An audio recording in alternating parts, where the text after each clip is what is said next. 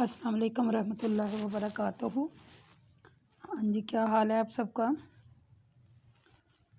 उम्मीद करती हूँ आप खैर आफियत से होंगे और ईमान की नेक हालत में होंगे।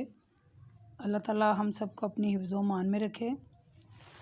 जैसे कि आपको पता है कि हमारी सूरत फातिहा जो है वो और सूरत बकरा, अल्हम्दुलिल्लाह सूरत बकरा और सूरत फातिहा हमारी मुकम्मल हो गई है।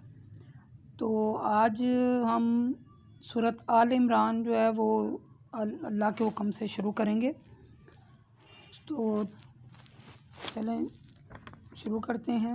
सूरत आल इमरान। आऊज़ु बिल्लाहि समीउल अलीम मिनश शैतानिर रजीम मिन हमज़िही व नफ़्ख़िही व नफ़्सी। ये जो सूरत आल इमरान की आयतें हैं, आयत नंबर 4 और आयत नंबर 6, ये जो 6 आयत हैं पहली, ये एक ही मौजू के मुतल्लिक़ा हैं।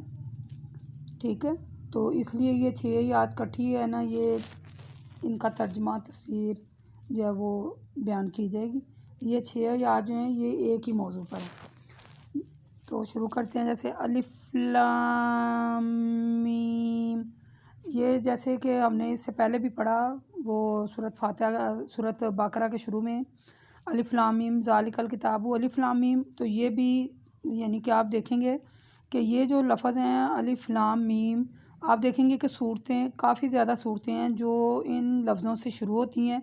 जैसे हा मीम, जैसे ताहा, जैसे मसलन ऐसे जैसे नून है ना, कुरान पाक में सूरतें, ये जो लफ्ज़ है ना अलिफ लाम मीम, ये जो ये शुरू होती हैं, ये हरूफ मुक़त्तिआत हैं। तो मैंने इसकी तफसील जो है अलिफ लाम मीम की, वो मैंने पहले सूरत बकरा में मैंने आपके सामने तफसील से बयान कर दी है। अब मुख्तसरन फिर आपको याद करवा देती हूँ कि ये जो अलिफ लाम मीम वाले लफ्ज़ हैं, जैसे कि वो पहले भी था, अब भी और इससे आगे भी जो सूरतें मुख्तलिफ हैं वो इन लफ्ज़ों से शुरू होती हैं। ता सीन ताहा नून ऐसे की सूरतें हैं। तो ये जो है ना, ये हरूफ मुक़त्तिआत हैं। इनके मैनी अल्लाह ही जानता है कि इनके क्या मैनी है। तो जिनके मैनी अल्लाह ने नहीं बताए, या जिस काम का करना अल्लाह ने नहीं बताया, जिसके बारे में उसके बारे में हमें भी चाहिए कि अगर अल्लाह ने नहीं बताया तो हम भी उसके बारे में छानबीन ना करें। हम बस वो काम करें जो अल्लाह ने हमें करने का हुक्म दिया है, और उन कामों से मना हो जाएं जो अल्लाह ने नहीं हुक्म दिया करने का।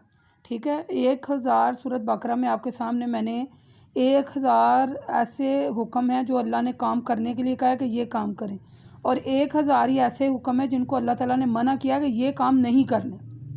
ठीक है, तो इसलिए ये अलिफ लाम मीम ये हरूफ मुक़त्तिआत है। इसका इल्म अल्लाह को पता है कि इसके क्या मैनी है। अल्लाहु ला इलाहा इल्ला हुवल हय्युल क़य्यूम नज़्ज़ला इलैकल किताब बिल हक़्क़ि मुसद्दिक़ल लिमा बैना यदैहि व अंज़लना तौरात वल इंजील मिन क़ब्लु हुदन नासि व अंज़लल फ़ुरक़ान इन्नल्लज़ीना कफ़रू बिआयतिल्लाहि लअल्लहुम अज़ाबुन शदीदुम वल्लाहु अज़ीज़ुन ज़ुन्तिक़ाम। ये 4 आयतें हैं जो मैंने पढ़ी हैं। अल्लाहु ला इलाहा इल्ला हुवल हय्युल क़य्यूम। देखें, अल्लाह कह रहा है कि अल्लाह ही अल्लाह है, इसके अलावा कोई इलाह नहीं है। वो ज़िंदा, जावेद और हमेशा कायम रहने वाला है और कायम रखने वाला है।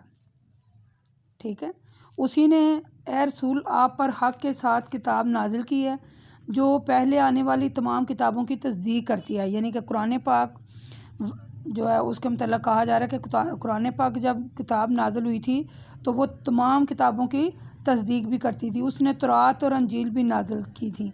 यानी आपने तौरात और अंजील जो है ना, उसमें भी कुरान पाक जो है ना उसका ज़िक्र हुआ है कि ये किताब भी अभी आने वाली है, जो इस किताब से पहले लोगों के लिए हिदायत का ज़रिया थी।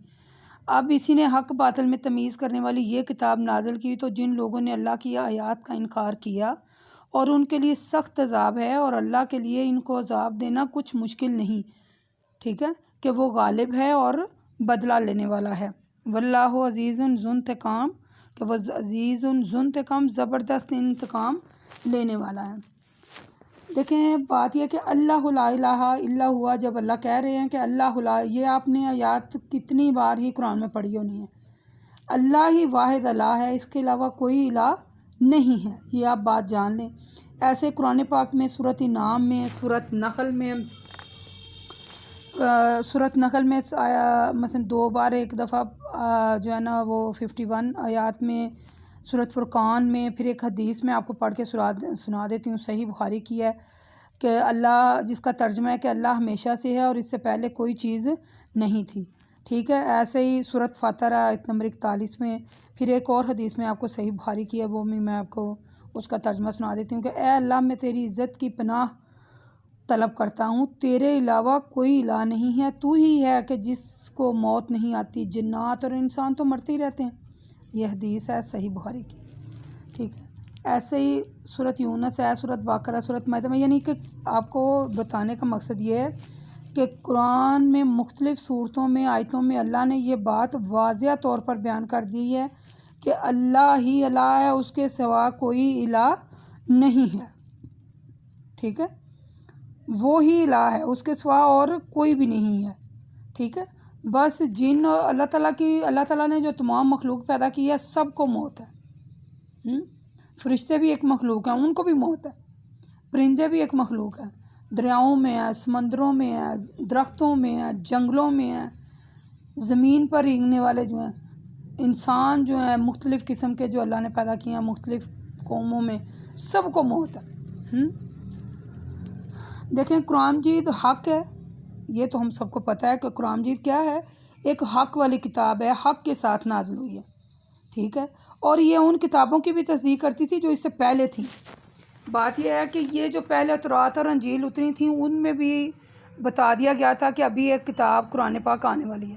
یہ جو کتاب تورات اور انجیل تھی، اس کے بارے میں تھوڑی سی آپ سے وضاحت کر چلوں۔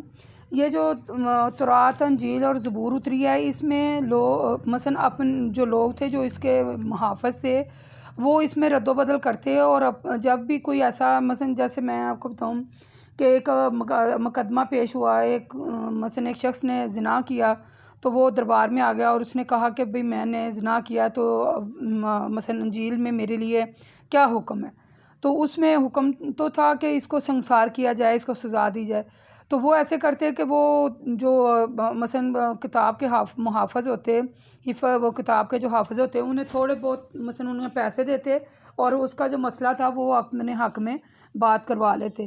یا وہ اگر وہ دیکھتے کہ قبیلہ جو ہے وہ مثلا امیر ترین قبیلہ ہے، تو وہ کہتے کہ اس قبیلے کے لیے تھوڑی سی گنجائش رکھیے، یعنی اپنے پاس ہی کہہ دیتے۔ تو اگر قبیلہ کوئی غریب قبیلہ ہوتا یا کوئی ایسے کم تر ہوتا تو کہتے اس قبیلے کے لیے یہ ہے۔ یعنی بات مین سنانے کا مقصد ہے کہ وہ قبیلے تھے، یعنی وہ جو کتابیں تھیں، ان میں اپنی مرضی سے رد و بدل کر لیا کرتے تھے جو ان کے مثلا حفظ کرنے والے تھے۔ پھر اللہ تعالیٰ نے قرآن ایک واحد ایسی کتاب اتاری کہ اللہ نے کہا یہ میں نے نازل کی ہے، اور اس میں کوئی رد و بدل نہ ہو سکتی ہے، اور نہ ہی قیامت تک کوئی کر سکتا ہے، ٹھیک ہے۔ یعنی کہ جو پھر اس کے بعد جو پھر اللہ تعالیٰ کی آیتوں کا انکار کرے گا، ٹھیک ہے، تو اللہ تعالیٰ کی طرف سے اس کے لیے سخت عذاب ہی تیار ہے۔ واللہ عزیز ذو انتقام، قرآن مجید کا انکار کرنے والے اس عذاب سے بچ کر کہیں نہیں جا سکتے، ٹھیک ہے۔ اللہ تعالیٰ ضرور اس کا بدلہ لے گا، اور وہ بدلہ لینے پر قادر ہے، وہ غالب ہے، اور حق کا انکار کرنے والے سے تو بدلہ لینا چاہیے، ٹھیک ہے۔ ایک جگہ اور اللہ پاک فرماتے ہیں کہ ہم گنہگاروں سے، مثلا جو گنہگار ہیں وہ ضرور جو ہے نا اس کا بدلہ دیں گے۔ اے رسول اللہ صلی اللہ علیہ وسلم، آپ یہ خیال نہ کرنا کہ اللہ نے جو وعدہ اپنے رسولوں سے کیا ہے اس کے خلاف کرے گا۔ اللہ ضرور وعدے کے مطابق انہیں مثلا کے انعامات بخشے گا، بے شک اللہ بڑا زبردست انتقام لینے والا ہے۔ جو لوگ کتابوں میں رد و بدل کرتے تھے، یہ ان کے بارے میں، ٹھیک ہے۔ دیکھیں، اللہ تعالیٰ صرف مثلا اللہ ہمیشہ زندہ ہے، قائم رکھنے والا ہے، قائم رہنے والا ہے، دوسرا کوئی اس کے صفت کے حامل نہیں۔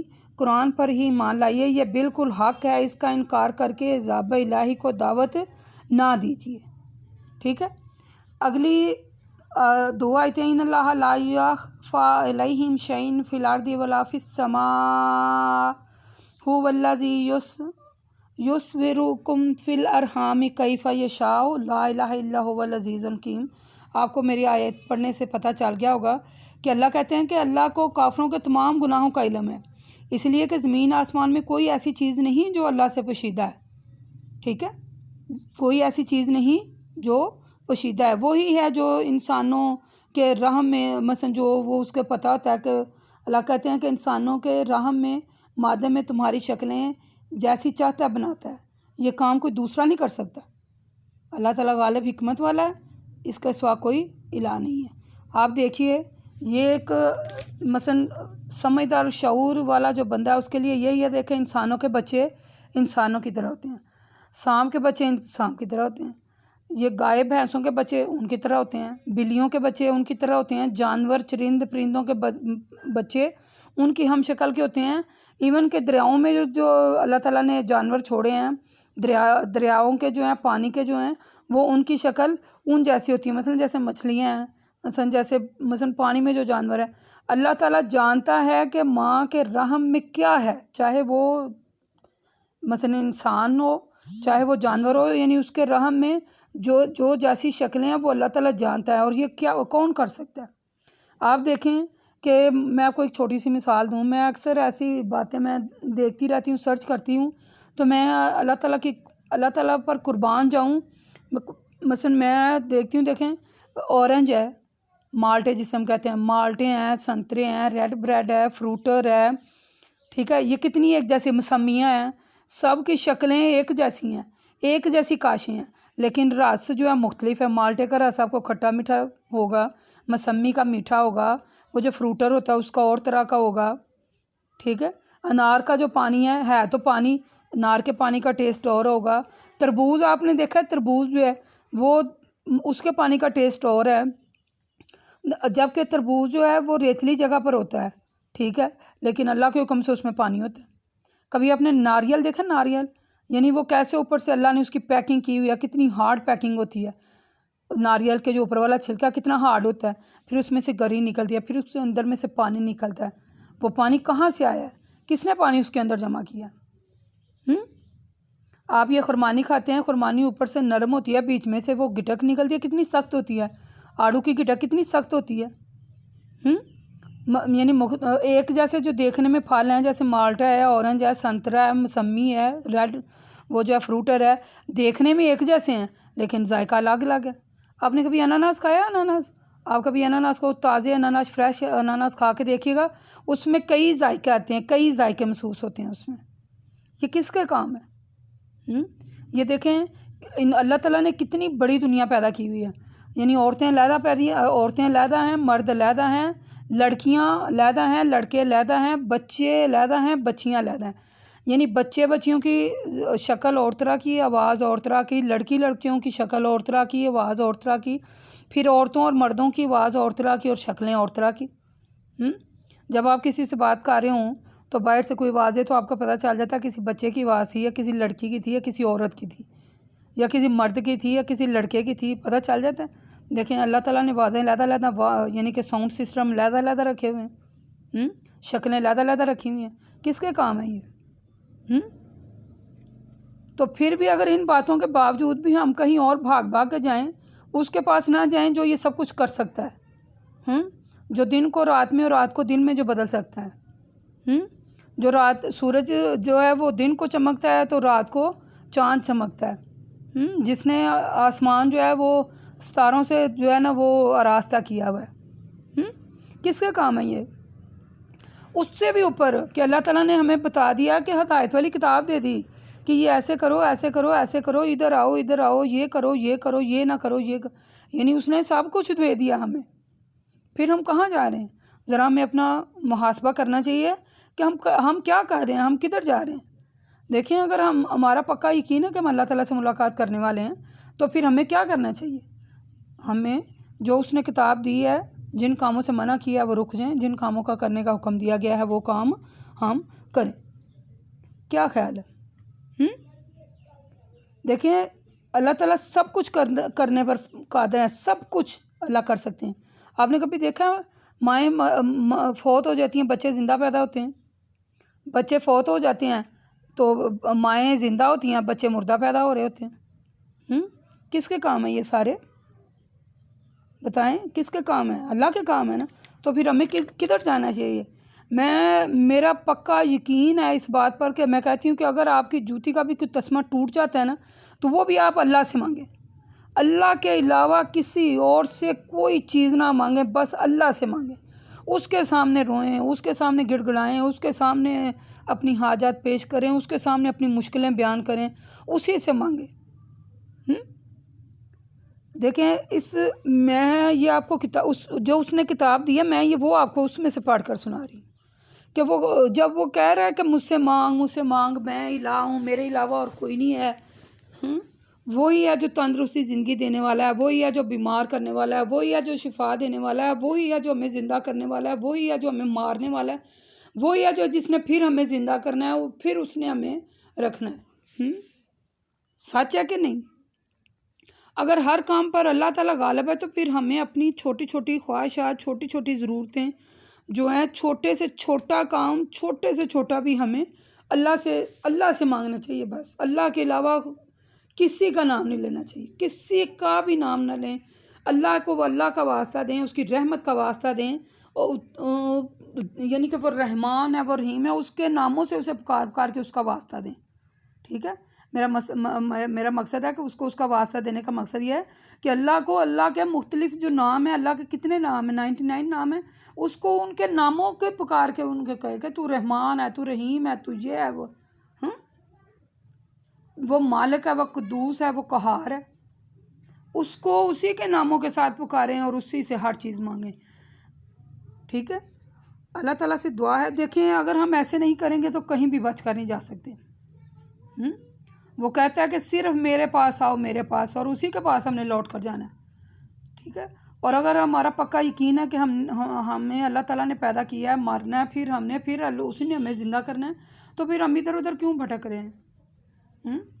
نماز پڑھنے کا حکم دیا، 5 وقت نماز پڑھیں اور اللہ تعالیٰ کے سامنے سجدہ ریز ہوں، اپنی تمام سے چھوٹی خوشیاں، بڑی سے بڑی خوشیاں، غم، سب اس کے ساتھ شیئر کریں۔ وَمَا إِلَيْنَا إِلَّا الْبَلَاغُ الْمُبِينُ وَقُولُوا قَوْلِي هَٰذَا لِي أَسْتَغْفِرُ اللَّهَ۔ اگر میرے کچھ کہنے میں ذرا جذباتی ہو گئی تھی، میرے کچھ کہنے میں غلطی ہے تو اے میرے مالک ہے، میرے مولا، مجھے معاف فرما، ہم تیری رحمت کے امیدوار ہیں، ہم بھی اس لائن میں کھڑے ہیں جہاں تم ہمیں بخش دے مالک، تو ہمیں گناہوں کو معاف کر دے مالک، تیرے گناہ گار بندے ہیں مالک، ہمیں سیدھی راست دکھا دے، اور میری دعا ہے کہ اللہ ہماری زندگی ایمان میں گزار اور ایمان پر ہی ہمیں موت دے۔ السلام علیکم ورحمۃ اللہ وبرکاتہ۔